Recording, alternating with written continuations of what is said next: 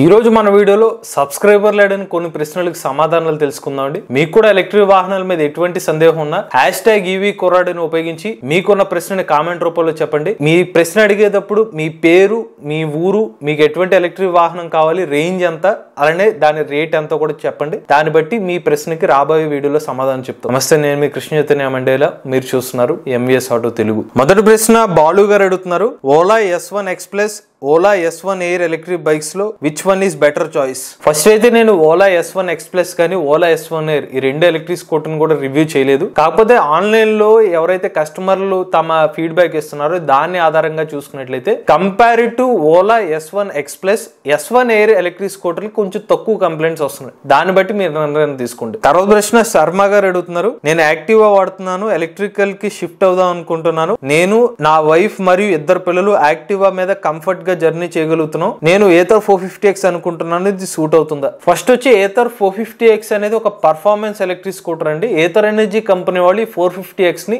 Performance ని దృష్టిలో పెట్టుకుని క్రియేట్ చేసిన స్కూటర్. ఫ్యామిలీ ఓరియంటెడ్ గా క్రియేట్ చేసిన స్కూటర్ అయితే కాదు, బట్ ఈ రోజుకి ఫ్యామిలీస్ కూడా 450X ని యూజ్ చేస్తున్నారు. కాకపోతే మీరు యాక్టివా అంత పోల్చినంత సీట్ కంఫర్ట్ అయితే 450X లో ఎక్స్పెక్ట్ చేయకండి. అయితే మీకు నేను ఇచ్చే సజెషన్ ఏంటంటే కొంతకాలం వెయిట్ చేస్తే ఏథర్ ఎనర్జీ కంపెనీ వాళ్ళే యాక్టివాని మించిన సీట్ తో ఒక ఫ్యామిలీ ఎలక్ట్రిక్ స్కూటర్ ని తీసుకొస్తామని చెప్పి అనౌన్స్ చేశారు. తాజాగా ఏథర్ రిజా అనే ఒక ఎలక్ట్రిక్ స్కూటర్ అది. సో ఏథర్ తీసుకురాబోయే ఆ ఫ్యామిలీ ఎలక్ట్రిక్ స్కూటర్ కోసం కొంత వెయిట్ చేస్తే మీరు అనుకున్నట్టుగా యాక్టివా సీట్ ఇచ్చే కంఫర్ట్ కన్నా ఎక్కువ కెపాసిటీతో ఫ్యామిలీ అనగానే ఎక్కువ మంది కూర్చొని ట్రావెల్ చేయడానికి ప్లాన్ చేసుకుంటారు కాబట్టి అది మీకు సాటిస్ఫై చేస్తుంది. తర్వాత ప్రశ్న నరేష్ గారు అడుగుతున్నారు. నేను మహారాష్ట్రలో తీసుకుంటే అక్కడ ఇచ్చే స్టేట్ సబ్సిడీ నేను క్లెయిమ్ చేసుకోవచ్చా? ఈయన ఏ ఉద్దేశంతో ఈ ప్రశ్న అడిగారంటే ఓలా ఎలక్ట్రిక్ స్కూటర్ సంబంధించిన వీడియో కింద కామెంట్ చేశారు. ఓలా స్కూటర్ ని మహారాష్ట్రలో తీసుకుంటే అక్కడ స్టేట్ గవర్నమెంట్ అదనంగా సబ్సిడీ ఇస్తుంది కాబట్టి అక్కడ నాకు అడిషనల్ సబ్సిడీ వస్తుందా? ఇక్కడ మీరు మహారాష్ట్రలో తీసుకుంటే మహారాష్ట్రలో మీ ఆధార్ కార్డు ఉందా? మీ ఆధార్ కార్డు ఉంటే అప్పుడు మీకు వస్తుంది. లేదు మీ చుట్టాలు తీసుకుంటే మీ చుట్టాలు సంబంధించిన సబ్సిడీ కానీ మీ చుట్టాల పేరు మీద ఆ బండి రిజిస్టర్ అవుతుంది. సో ఇక్కడ మీరు క్లారిటీ తెలుసుకోవాల్సింది, మీకు అక్కడ ఆధార్ కార్డు ఉంటేనే మీకు అక్కడ సంబంధించిన సబ్సిడీ వస్తుంది కానీ లేకపోతే రాదు. లేదు మీ చుట్టాల పేరు మీద తీసుకోవచ్చు. కాకపోతే మరి అది ఇక్కడ తెచ్చుకుంటే మళ్ళీ సర్వీస్ సంబంధించిన కంపెనీ వాళ్ళు ఇస్తారు లేదని ఒకసారి చెక్ చేసుకోండి. ఎందుకంటే ఆ డీటెయిల్స్ అన్ని అక్కడ ఉంటాయి కాబట్టి మీరు అక్కడ పెట్టారు మేము ఎలా చేసుకోవచ్చు అని ఏమన్నా ఎగ్జామ్షన్ ఇచ్చే అవకాశం ఉంటుంది. కాబట్టి మాక్సిమం ఏ రాష్ట్ర ప్రజలు అక్కడ కొనుక్కోవడమే శ్రేయస్కరం ఆ ఎలక్ట్రిక్ వాహనం అనేది. తర్వాత ప్రశ్న కర్ణాటక కేలే గారు అడుగుతున్నారు. Lead acid versus lithium ion versus gel battery గురించి ఒక వీడియో చేయండి. ఎందుకంటే నేను తొన్వాల్ ఎలక్ట్రికా 60 Li జెల్ బ్యాటరీతో కొన్నప్పుడు ఫుల్ ఛార్జ్ చేస్తే 68 వోల్ట్ చూపిస్తుంది కానీ 50 కిలోమీటర్ల రేంజ్ మాత్రమే వస్తుంది. ఖచ్చితంగా మనం ఏదైతే ముందు ఛార్జింగ్ చేసిన తర్వాత వోల్టేజ్ ఎక్కువ చూపించడం, దాని తర్వాత నడిపితే తక్కువ రేంజ్ వస్తుంది అని కొంతమంది కామెంట్ పెడుతున్నారు. దానికి ప్రత్యేకంగా ఒక వీడియో చేస్తాం. అంటే వోల్టేజ్ ఆధారంగా వోల్టేజ్ చూపించినంత మాత్రం రేంజ్ వస్తుందా లేకపోతే తేడా ఏమైనా ఉంటుందా, దీనికి సంబంధించి రాబోయే రోజుల్లో ఒక వీడియో అనేది చేస్తాం. తర్వాత ప్రశ్న సుబ్బు నాయర్ గారు అడుగుతున్నారు. Ola S1 X 3 kWh scooter తీసుకుంటే లైఫ్ వస్తుందా లేక మధ్యలో పాడయ్యే ఛాన్స్ ఉందా? Please answer me, I'm a new buyer. అంటే మీరు నాకు తెలిసి ఏ కాన్సెప్ట్ లో అడిగారంటే తాజాగా ఓలా ఎలక్ట్రిక్ కంపెనీ వాళ్ళు 8 సంవత్సరాల పాటు బ్యాటరీ ప్యాక్ వారంటీ ఇస్తున్నారు కాబట్టి ఆ ఉద్దేశంతో అడిగారని చెప్పి నేను అనుకుంటున్నాను. ఇక్కడ మీరు ఎక్కడ కూడా స్కూటర్ సంబంధించిన క్వాలిటీ పరంగా కానీ లేకపోతే బ్యాటరీ గురించి మెన్షన్ చేయలేదు కాబట్టి నేను ఇది అనుకుని దానికి సమాధానం చెప్తున్నానండి. కంపెనీ వాళ్ళు చెప్పిన 8 సంవత్సరాలు బ్యాటరీ ప్యాక్ వారంటీలో చాలా టర్మ్స్ అండ్ కండిషన్స్ ఉన్నాయి. దానికి సంబంధించిన వీడియో మనం ఇప్పటికీ EVKorrad ఛానల్ చేసాం, అది ఒకసారి చూడండి. ఇక్కడ 8 సంవత్సరాలు వారంటీ వచ్చే విధంగానే లిథియం అయాన్ బ్యాటరీ ప్యాక్స్ ని తయారు చేస్తున్నారు. ప్రధానంగా ఓలా ఎలక్ట్రిక్ వంటి కంపెనీ వాళ్ళు ఇండియాలోనే సెల్ కూడా ఇప్పుడు తయారు చేశారు కాబట్టి లిథియం అయాన్ NMC కెమిస్ట్రీ సంబంధించిన ఏ బ్యాటరీ ప్యాక్ అయినా కూడా సరైన లైఫ్ టైం చూసుకుంటే దాదాపుగా 1000 లైఫ్ సైకిల్స్ వస్తాయి. 1000 లైఫ్ సైకిల్స్ లో మీరు వీళ్ళు ఇస్తున్న S1 X సంబంధించిన 3 kWhకి 125 కిలోమీటర్ల రేంజ్ ఇస్తున్నారు. అంటే ఒక 100 కిలోమీటర్ల రేంజ్ అనుకుందాం యావరేజ్ గా. 100 × 1000 లైఫ్ సైకిల్స్ అంటే 1,00,000 కిలోమీటర్లు కంపెనీ వాళ్ళు ఇస్తుంది. 8 సంవత్సరాలు లేదా 80,000 కిలోమీటర్లు, అది జస్టిఫికేషన్ అవుతుంది కదా. కానీ ఎక్కువ మంది లిథియం అయాన్ బ్యాటరీ ఎక్స్పర్ట్స్ చెప్పేది ఏంటంటే రిస్క్ తీసుకోకుండా ఉండడం కోసం 500 లైఫ్ సైకిల్స్ ని క్యాలిక్యులేట్ చేసి వారంటీ కింద ఇస్తారు. కానీ ఓలా ఎలక్ట్రిక్ కంపెనీ వాళ్ళు ఒక అడుగు ముందుకేసి 8 సంవత్సరాలు లేదా 80,000 కిలోమీటర్ల వారంటీ ఇస్తున్నారు. అది మనకి రాబోయే రోజుల్లోనే దాని లైఫ్ ఎలా ఉంటుంది, కంపెనీ వాళ్ళు చెప్పినట్టుగా అంత క్లెయిమ్ జరుగుతుందా లేదంటే రాబోయే రోజుల్లో తెలుస్తుంది, కానీ ఇది టూ ఎర్లీ టు ప్రిడిక్ట్ అనమాట. అంతవరకు వస్తుంది, కానీ టెక్నాలజీ అయితే అంతవరకు సపోర్ట్ చేస్తుంది, కానీ నిజంగా అంత వస్తుందా రియల్ లైఫ్ లో అనే దానికి మనకు రాబోయే రోజుల్లోనే దానికి సమాధానం దొరుకుతుంది. తర్వాత ప్రశ్న శ్రీకాంత్ గారు అడుగుతున్నారు, I want more than 100 kilometre range and good service from Hyderabad. My budget is 1 lakh rupees. ₹1,00,000 budget లో అయితే మీకు 100 కిలోమీటర్ల రియల్ రేంజ్ ఇచ్చే scooter lithium ion battery pack తో అయితే రావట్లేదండి. మీరు ఒక 80 నుండి 90 కిలోమీటర్ రేంజ్ కావాలనుకుంటే మీకు క్వాంటమ్ ఎలక్ట్రాన్ మోడల్ అయితే ఆఫర్ చేస్తున్నారు. ఇది మీకు ₹1,00,000 లోపు ప్రైస్ గా వచ్చేస్తుంది. 80 నుండి 90 కిలోమీటర్ రేంజ్ అనేది వస్తుంది.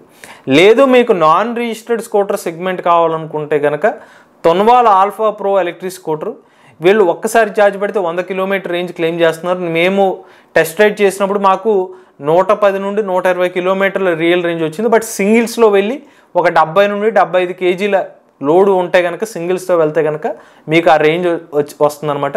లేదు నేను ఇంకొంచెం బడ్జెట్ పెంచుకోగలుగుతానంటే మీకు బీగాస్ C12 ఐమాక్స్ ఎలక్ట్రిక్ స్కూటర్ కానీ లేకపోతే మనకి బ్యాటరీ స్టోరీ వంటి ఎలక్ట్రిక్ స్కూటర్లు అయితే మీకు లభిస్తున్నాయి. ఇది మీ బడ్జెట్ కొంచెం పెరుగుతుంది, ఒక 20-30 వేల రూపాయలు పెరుగుతుంది. దానికి అనుగుణంగానే రేంజ్ ఒక 120 వరకు అయితే ఎలక్ట్రిక్ స్కూటర్స్ అయితే ఆఫర్ చేస్తున్నాయి. తర్వాత ప్రశ్న యశ్వంత్ గారు అడుగుతున్నారు, 140 కిలోమీటర్ల రేంజ్ మంచి బ్రాండ్ కంపెనీ ఇవి ప్రైస్ 1,80,000 వరకు బెస్ట్ రేంజ్ స్కూటీ చెప్పండి. ఇక్కడ బెస్ట్ రేంజ్ పరంగా అయితే మనం రీసెంట్ గా టెస్ట్ రైడ్ చేసిన స్కూటర్లు అయితే బ్యాటరీ స్టోరీ, ఇవి కంపెనీ వాళ్ళు చెప్తుంది అయితే సర్టిఫైడ్ రేంజ్ 130 కిలోమీటర్ల వరకు చెప్తున్నారు. మేము కస్టమర్ ని రివ్యూ చేసినప్పుడు వాళ్ళ కస్టమర్ ఫీడ్బ్యాక్ 130 పైగా కూడా కస్టమర్లు అనేవి రేంజ్ వస్తుందని చెప్తున్నారు. సో మీరు అనుకుని దాదాపుగా కవర్ అయ్యే range battery story electric scooter అయితే వస్తుంది.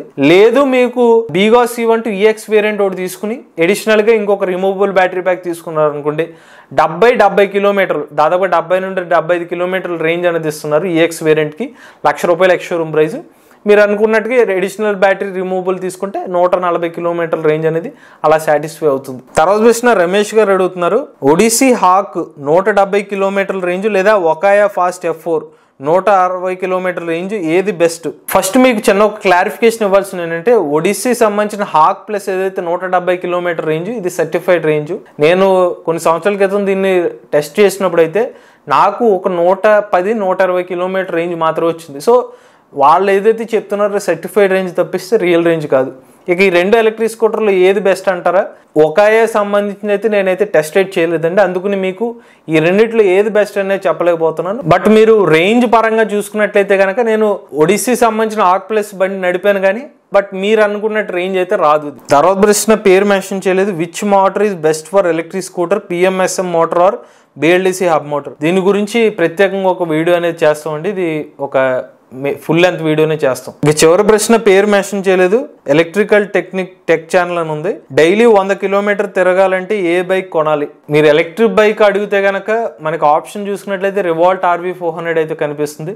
అలానే మనకి టార్క్ రెటాస్ ఆర్ ఎలక్ట్రిక్ బైక్, ఈ రెండు ఆప్షన్స్ అయితే ఉన్నాయి. రివాల్ట్ RV400 అయితే చాలా సంవత్సరాల నుంచి మార్కెట్ లో ఉంది. కొన్ని స్పేర్ పార్ట్ ఇష్యూస్ ఉన్నప్పటికీ కూడా ఎక్కువ మంది కస్టమర్లు అయితే 120-130 కిలోమీటర్ రేంజ్ అనేది వస్తుందని చెప్తున్నారు.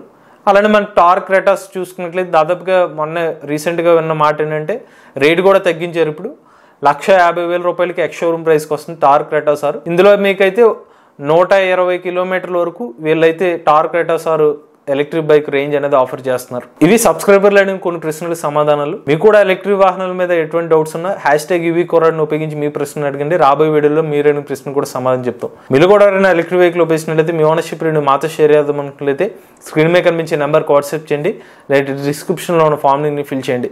ఈ వీడియో కన్నా మీకు నచ్చినట్లయితే MBS auto Telugu channel subscribe చేసుకోండి. ఈవీ కంటెంట్ కోసం EVCorrad ఛానల్, రివ్యూస్ కోసం EVCorrad రివ్యూస్ ఛానల్, ఏ కంటెంట్ కోసం ఏ తెలుగు ఛానల్ సబ్స్క్రైబ్ చేసుకోండి. Charge the nature, drive the future.